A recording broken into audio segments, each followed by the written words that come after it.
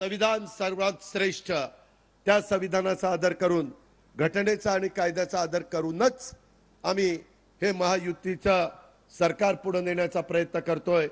त्याच्यामध्ये सगळीकडे कायदा सुव्यवस्था चांगली राहण्याच्या करता जे काही इन्फ्रास्ट्रक्चर देता येईल ते देण्याचा प्रयत्न करतोय। पोलिसांना सांगतोय, डिपार्टमेंटला सांगतोय, खुलेपणाने काम करा।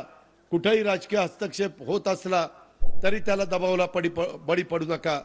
कुणाच्या दादागिरीला, गुंडगिरीला, दहशतीला अजिबात बळी पडता कामा नये।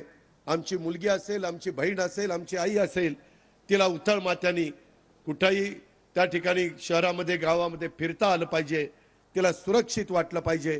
कुठल्याही समाजातल्या घटकाला माझा विचार हे सरकार करत नाही, मला असुरक्षिततेची भावना माझ्या मनामध्ये निर्माण होते, ही गोष्ट कदापि होता कामा नये। अशा प्रकारचं आमचं काम चाललेलं आहे। आम्हाला अजूनही खूप काही काम करायचं आहे।